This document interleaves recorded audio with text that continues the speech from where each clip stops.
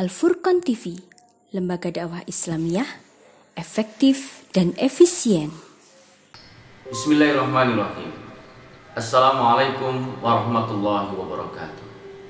Alhamdulillahirabbil alamin.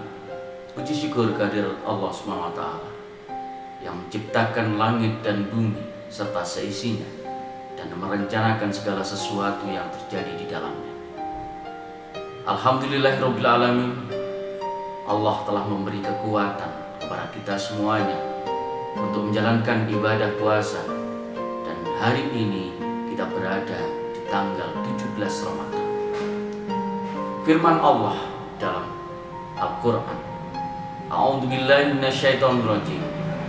Syahrul Ramadan alladzi unzila fihi al-Qur'an hudan lin-nasi wa bayyinatin minal huda wal furqan. Bulan Ramadan, bulan yang di dalamnya diturunkan Al-Quran sebagai petunjuk bagi manusia dan penjelasan mengenai petunjuk itu dan pembeda antara hak dan batil. Di kesempatan yang berbahagia ini ingin kami sampaikan sebuah kisah yang luar biasa yang berkenaan dengan Al-Quran. Selamat mendengarkan. Anak-anakku yang dimuliakan Allah, para sahabat radhiyallahu anhum selain terkenal dengan sifat kepahlawanannya, juga terkenal akan kepahaman Islamnya.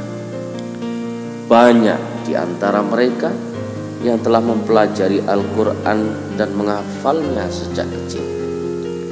Salah satunya adalah Abdullah bin Abbas radhiyallahu anhu.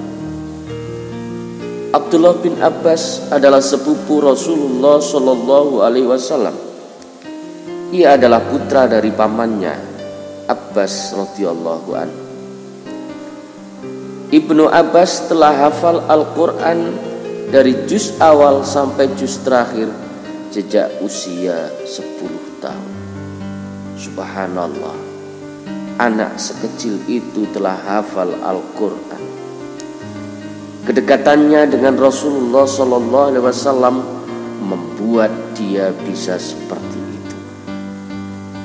Suatu ketika, setiap Rasulullah Sallallahu Alaihi Wasallam selesai buang air, beliau selalu menemukan air di luar untuk beristinja.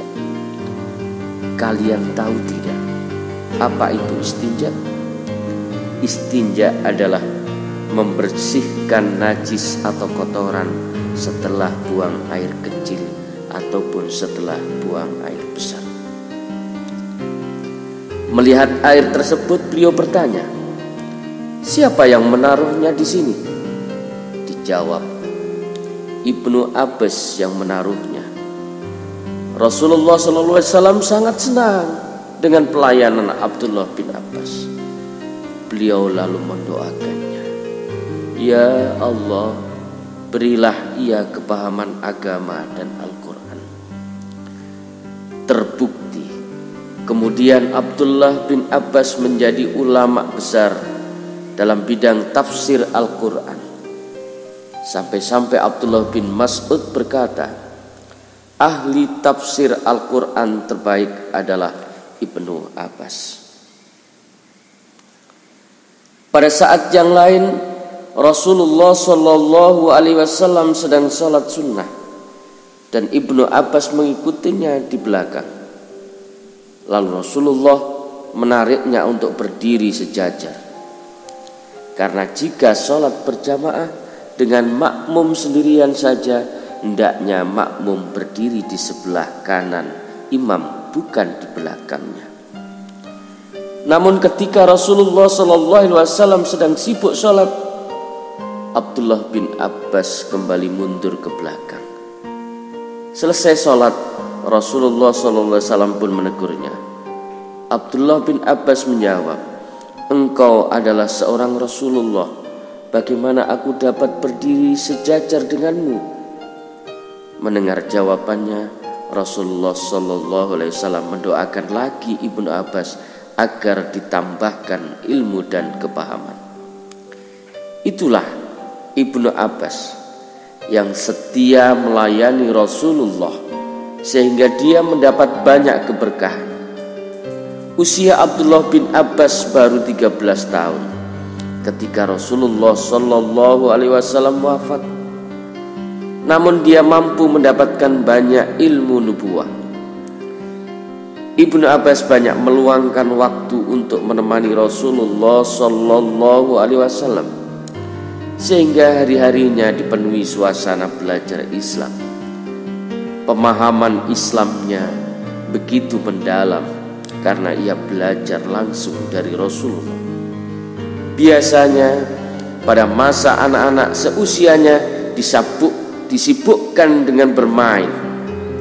Kalau sekarang mungkin disibukkan dengan HP-nya, atau mungkin disibukkan dengan yang lain. Tapi insya Allah anak-anak tidak. Namun Ibnu Abbas sibuk belajar Islam dan melayani Rasulullah. Hasilnya pun sangat mengagumkan. Pada usia 10 tahun, sekali lagi pada usia 10 tahun, Ibnu Abbas telah hafal seluruh Al-Quran. Dan ketika dewasa ia menjadi ulama besar. Inilah buah dari jerih payah dan pengorbanannya untuk belajar agama. Ayo, siapa yang ingin jadi hafidz seperti Abdullah bin Abbas? Subhanallah, Allahu Akbar. Sebuah kisah teladan buat kita semuanya dan patut diteladani. Mudah-mudahan kita semuanya, anak-anak yang diberi kesempatan oleh Allah dan masih punya kesempatan yang luas, dapat mencontoh atas kisah ini semuanya. Wassalamualaikum warahmatullahi wabarakatuh.